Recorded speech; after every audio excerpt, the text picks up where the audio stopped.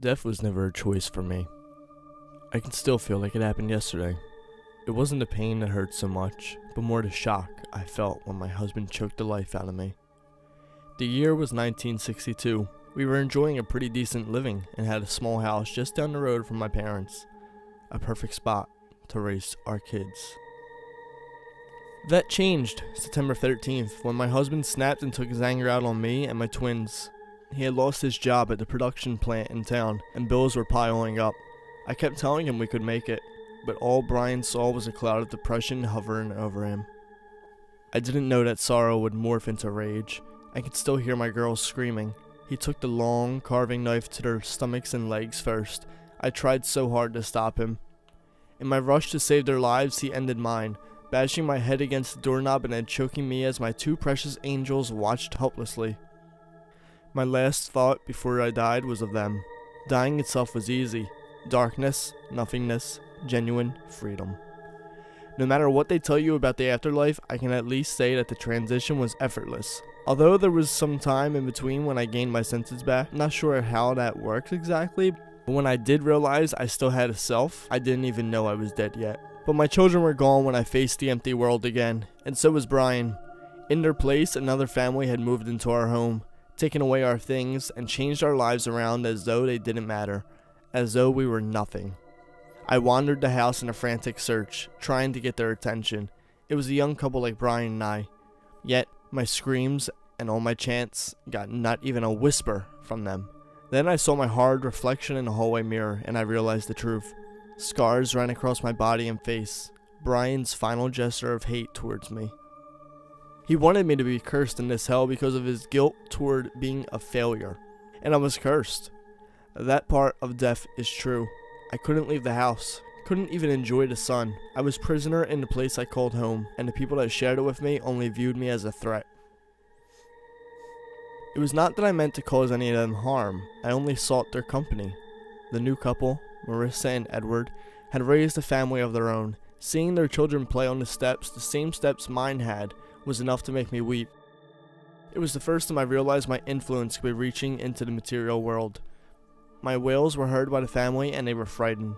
They looked up toward the top of the stairs, gesturing wildly and going on about something in the distance, making a noise. I was so lonely though.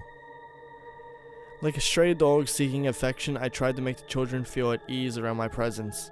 Somehow, they seemed to know I was there, and would always smile and giggle when they saw me. I grew to care about that family, and in some ways viewed them as an extension of my own. When the fire took them from me, the sorrow returned. It was near to 78.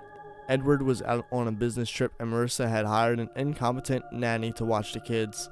All because of an electrical outlet fuse shortage. They lost everything. True, the house wasn't completely gone though. Remodeling was something their insurance company agreed to cover as far as cost went, but after losing their children, the couple divorced and left me behind. I had wanted so badly to save them, to reach out and get their hands as they were stuck under collapsing rafters. It reminded me of the two little ones, but again, I was powerless. The age of the house had caused their demise before the fire consumed their bodies, thankfully. For a while after that, loneliness ate away at my heart. The house was empty, and only my thoughts of anger toward Brian kept me going. I knew somewhere beyond my prison he was still alive, and I was vowing to get him back somehow. My own demise had fueled this revenge, and knowing the extent of my powers, I knew I could get away with it. It would be perfect. He would suffer longer than any human had. I dared myself to leave the confines of my house many times, yet something still bound me here despite its empty husk. A curse, a destiny. I can't even begin to tell you. When the remodeling was finished and another couple came into my life, I decided to dish my anger out on them. They deserved it after all. Samuel was pretending to be a good husband for his wife, Lucia, but often when she wasn't home, he would have escapades with other women. I waited until I had seen enough to decide that he deserved to die, and then using every bit of my strength, I came to him in the middle of the night of one of his bondage fantasies. The girl he was trying so hard to rape screamed in shock as she saw my scarred body float above their bed. I used my powers to rip his spine straight from his body, dangling up against the chandelier in the master bedroom like a piñata. The slut he had cheated with ran from the bedroom like a disgusting coward. It felt good to get this revenge, knowing I could never be able to do this with my lost lover, but the satisfaction never lasted long enough. After the rage died down, the feeling of guilt and frustration would return. The years slipped by and the house became empty once again. Sometimes children would roam to try and find my spirit, and sometimes I would appease their imaginations and chase them off like frightened rabbits. I thought this was all that I would look forward to for the next century or so, until my spirit finally went wherever it was meant to, but that changed when I met Ryan. Ryan was different from other house owners. He was an aspiring photographer and a single parent. I could tell his love for his child Chloe was real. I would hear him read lullabies to her and watch them play in my yard. Despite all the ways I had been hurt over the years, Ryan made me remember what it was like to feel happy. I felt a need to protect them in the way I did Edward and Marissa. Often I was aware of things happening that Ryan was not, and I would reach out with every ounce of my power to stop an intruder or to ward off another dangerous spirit. I was more powerful than I had ever been before, and it was thanks to this newfound sense of purpose.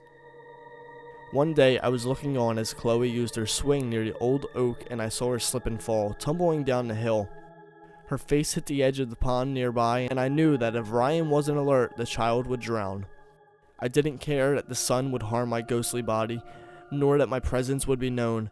All I cared about was saving her.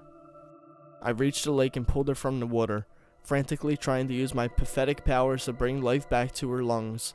She spit up the water and stared at me wide-eyed. I realized somehow her near-death experience had allowed her to see me there.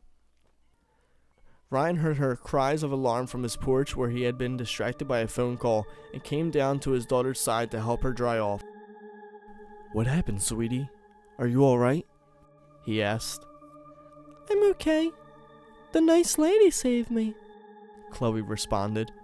Ryan looked about, clearly not seeing me. I could feel my power draining from being outside. I needed to get back to the house. "She did, huh? Is she your friend?" Ryan asked. I smiled. He thought I was a figment of his child's imagination. "What's her name?" he asked. Chloe looked toward me inquisitively and I answered back, "Call me Jessie." "She says her name is Jessie," his daughter said. I was surprised she didn't find this new connection to a spirit odd. They walked inside and Ryan didn't seem to think anything more of it, but Chloe could still see me.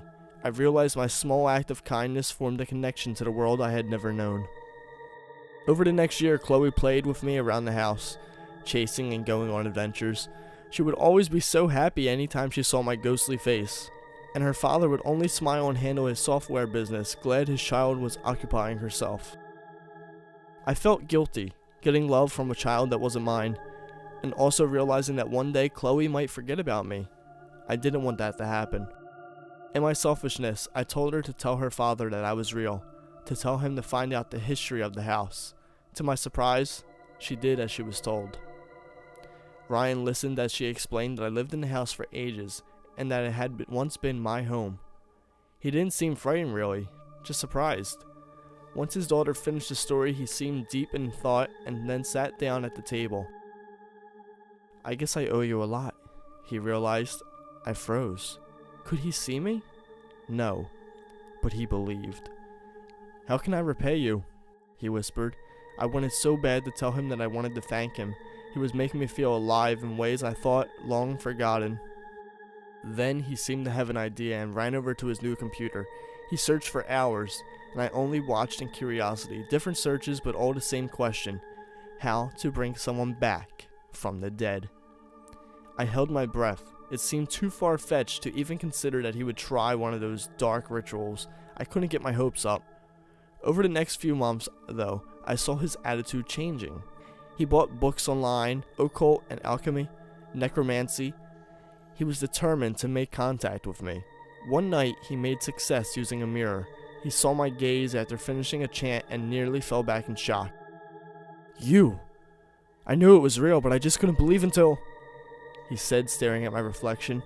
I knew I couldn't speak for him to hear, but his shock melted away and turned into affection. He touched the glass and wiped a tear away. "Jessie, I'm going to save you," he told me. He studied harder than ever before. every spell, every ritual he could find. Finally, one day, he approached the bedroom and announced that he had found the right combination to bring me back into the real world. He used a knife to cut at his wrist and spilled the blood into a normal design on the floor.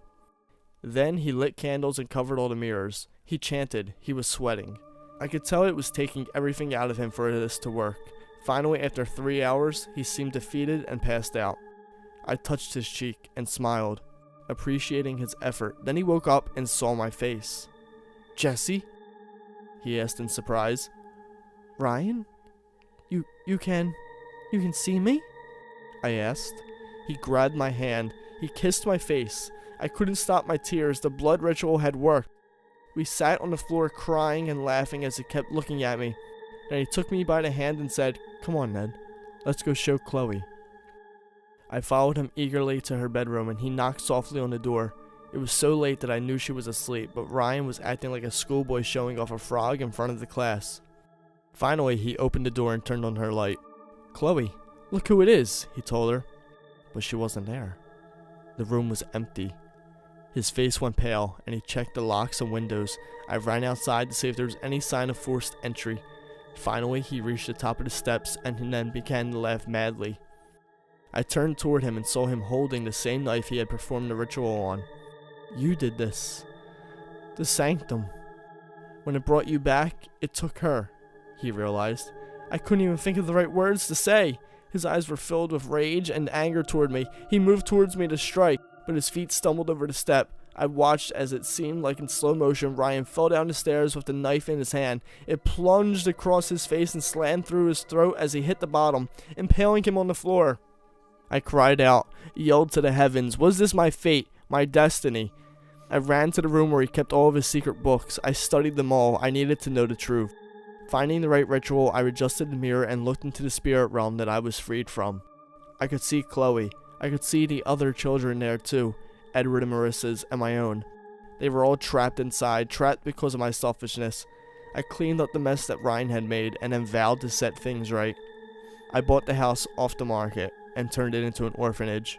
I studied every single text and script I could find over the next year and found one not too long ago, the right one that could set matters straight.